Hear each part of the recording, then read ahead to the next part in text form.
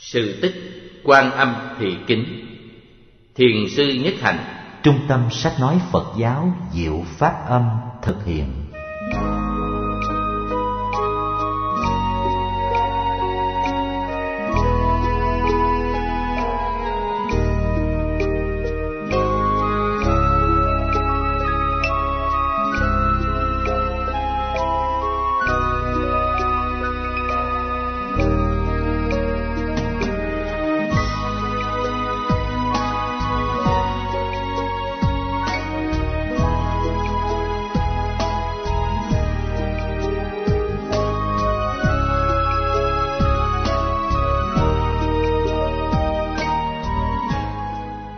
Con ai đem bỏ chùa này? Sư chú Kính Tâm vừa thỉnh xong tiếng Đại Hồng Chung cuối cùng của thời Công Phu Chiều thì nghe tiếng trẻ con khóc. Sư chú lấy làm lạ, buông dồ chuông xuống. Chú ra đứng ở cửa lầu chuông, nhìn xuống dưới đồi. Sư chú thấy cô Màu trong chiếc áo năm thân màu nâu non, tay ẵm một hài nhi, đang nhìn lên phía chú. Chết chưa, Màu đã sinh con, và Màu đã tìm lên chùa muốn trao đứa con cho sư chú.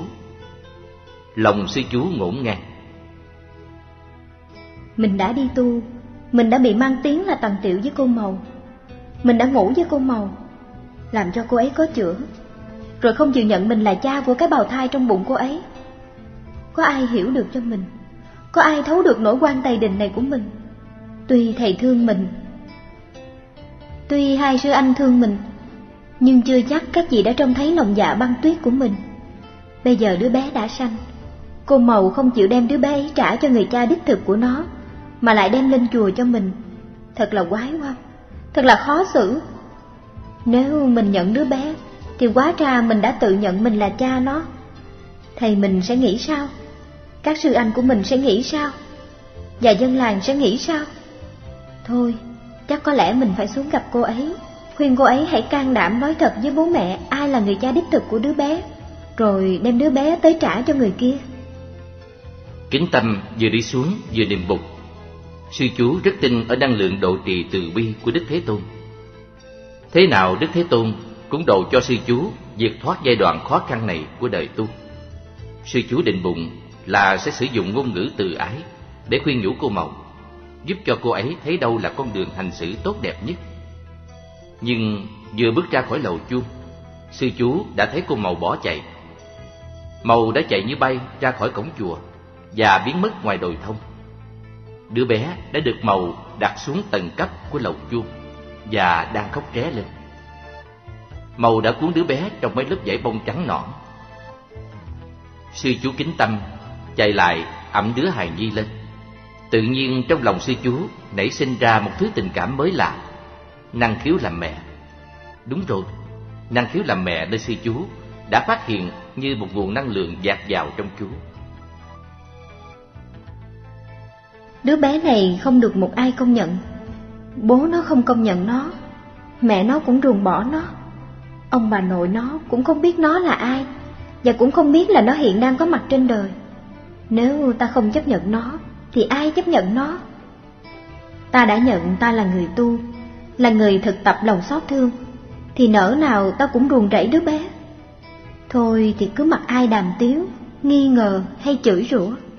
Đứa hài nhi cần người chăm sóc và nuôi dưỡng. Nếu ta không săn sóc nó và nuôi dưỡng nó, thì ai là người săn sóc và nuôi dưỡng nó bây giờ? Sư chú ôm lấy đứa hài nhi trong tay, ẵm nó với tất cả lòng xót thương. Hai hàng nước mắt sư chú ràn rụa. Trái tim của sư chú vừa buồn tủi mà cũng vừa tràn đầy chất liệu ngọt ngào của từ bi. Sư chú biết là đứa hài nhi đang đói. Sư chú nghĩ ngay đến chú Hãn và thím Hãn ở xóm dưới cũng có một em bé mới sinh cách đây chừng 10 hôm. Việc làm cấp bách nhất là ẵm đứa hài nhi xuống dưới xóm và xin cho nó được bú. Chú thím Hãn thường đi chùa và có rất nhiều thiện cảm với các sư chú. Thế nào thím ấy cũng có thể chia bớt cho đứa hài nhi vô phúc này được ít sữa. Kính Tâm quấn em bé gọn gàng trở lại trong mấy lớp vải để cho đứa bé đừng bị lạnh, và chú ẵm bé ra cổng Tam Quan. Theo đường đi xuống xóm dưới, Chú vừa đi, vừa để ý tới từng bước chân và từng hơi thở. Sáng mai, thế nào thầy chú và hai sư anh của chú cũng sẽ chất vấn chú. Tại sao chú lại nhận đứa bé về nuôi? Chú sẽ nói: Bạch thầy, thầy đã dạy con dù có xây được 9 ngôi chùa đồ sộ thì phúc đức tu tạo cũng chưa sánh được với phúc đức cứu một mạng người. Vì nghe lời thầy dạy nên con đã nhận đứa bé về nuôi. Xin thầy và các sư anh thương xót. Đứa bé hiện không được ai thừa nhận. Cô Màu, cô ấy đã đến bỏ đứa bé trước thềm lầu chuông chiều hôm qua, và cô ấy đã bỏ đi mất. Nếu con không nhận bé thì bé sẽ chết. Nam mô Đức Bồ Tát Quan Thế Âm cứu khổ cứu nạn.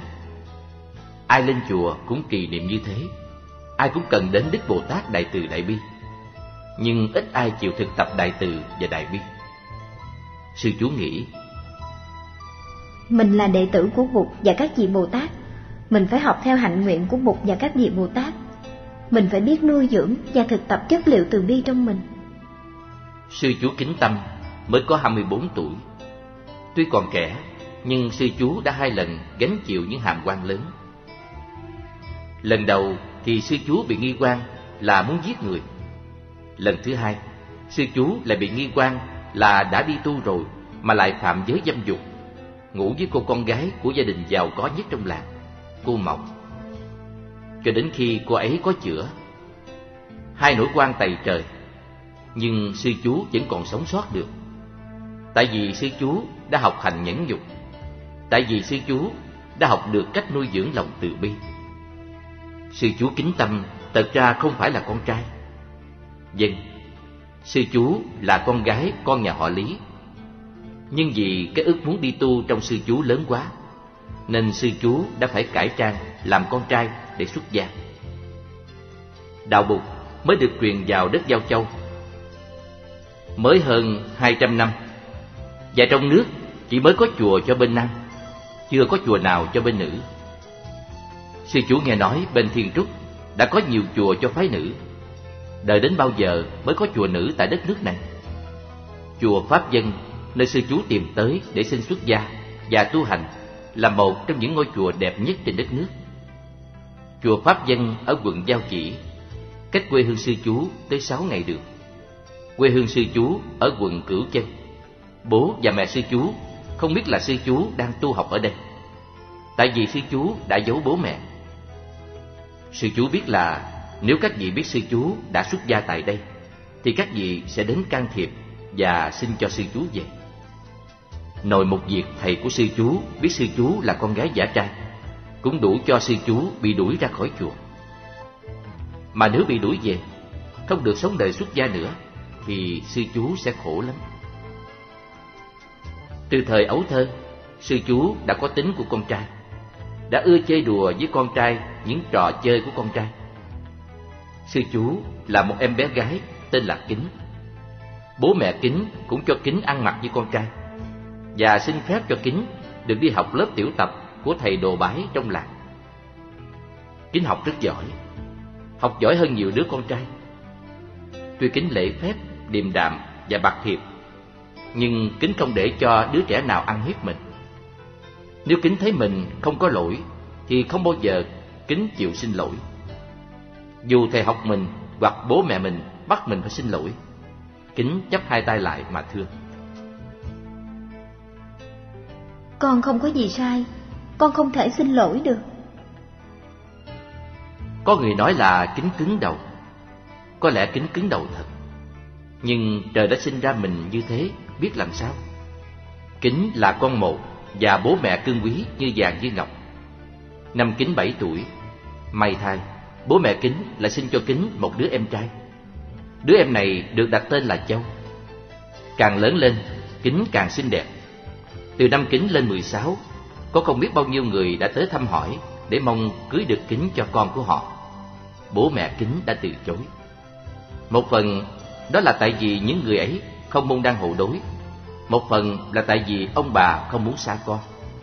Nhưng đến khi bố mẹ của thiện sĩ tới thì ông bà không còn do dự nữa. Thiện sĩ là con của nhà họ Đạo, sinh viên đại tập, nổi tiếng là học giỏi. Bố mẹ của thiện sĩ là dòng dõi thế gia,